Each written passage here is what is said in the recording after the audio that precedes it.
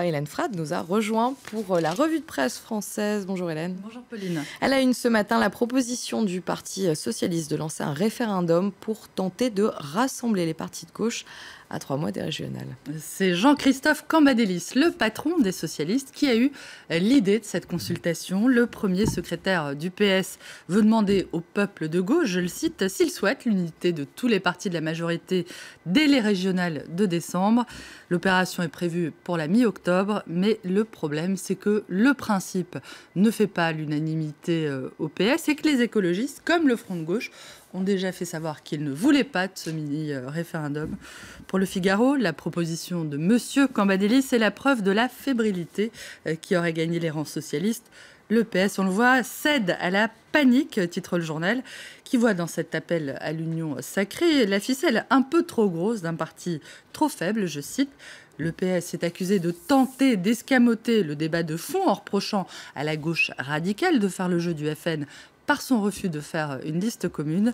Ce à quoi la dite gauche radicale répondrait que c'est la politique supposée libérale du PS qui fait le jeu, qui fait monter le FN.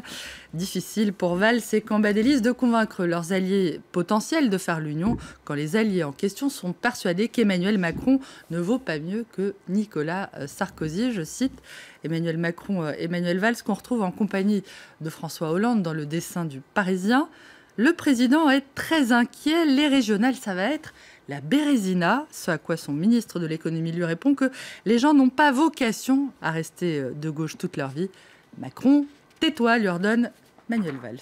Une allusion à la dernière sortie d'Emmanuel Macron qui a provoqué un tollé à gauche en déclarant que le statut des fonctionnaires n'est ni adéquat ni justifiable. Alors, laissant entendre qu'il était favorable donc à une remise en cause du statut des fonctionnaires, le ministre de l'économie a une nouvelle fois mis les pieds dans le plat, relancé le débat interdit du statut des fonctionnaires. C'est ce que rapportent les Échos, qui rapportent également que le débat en question a d'ailleurs été simplement et immédiatement refermé par Manuel Valls et François Hollande, qui ont tous les deux exclu la disparition du statut des fonctionnaires.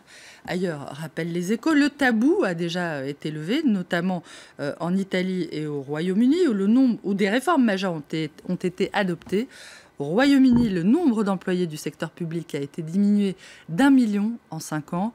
Pas de remise en cause, en revanche, en Allemagne, où le statut des fonctionnaires est d'ailleurs intégré dans la constitution allemande. Les Échos jugent que le ministre de l'économie, des économies, j'allais dire, même désavoué, aura au moins eu le mérite de montrer ce qui sépare la vieille gauche, assise sur les acquis et les statuts, de la gauche moderne, plus soucieuse d'efficacité et de bonne gestion. Je cite la vieille gauche qu'évoquent les Échos, jugeant ce qui la concerne que le démenti du gouvernement a été bien mou et qu'Emmanuel Macron fait semblant de mettre les pieds dans le plat. En réalité, juge l'humanité, Macron, c'est le provocateur utile du gouvernement. Le journal cite la sénatrice écologiste Esther Benbassa, cette nouvelle vraie fausse bourde. Ce gouvernement est ventriloque. Quand Macron parle, c'est le gouvernement qui parle.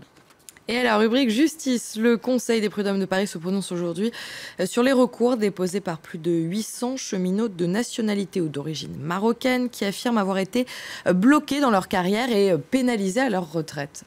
La plainte de ces Chibani, cheveux gris en arabe, vise à faire reconnaître une inégalité de traitement de la part de la SNCF. En moyenne, chaque cheminot marocain réclame 400 000 euros de dommages et intérêts, d'après le Parisien, qui raconte que ces travailleurs sont venus du Maroc, ont été embauchés dans les années 70 comme contractuels, c'est-à-dire avec des CDI de droit privé. Ils n'ont donc pas bénéficié du statut particulier, beaucoup plus avantageux de cheminots, alors qu'ils faisaient le même travail. Alors, racisme ou non, la direction de la SNCF a rappelé que la compagnie, qui est une entreprise publique, dispose de 2 statuts pour ses salariés et que c'est une disposition qui est prévue par la loi.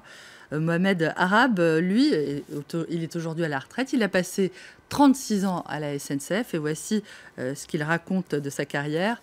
Les salaires des cheminots français progressaient tous les ans, pas le mien. Ils prenaient des responsabilités, pas moi. Le plus dur, dit-il, c'est que je formais les cheminots qui passaient au-dessus de moi. On me répétait qu'il fallait être français pour être au statut de cheminot. Et quand j'ai été naturalisé, la SNCF m'a dit que j'étais trop vieux. Sympathique. Merci beaucoup Hélène pour cette revue de presse française.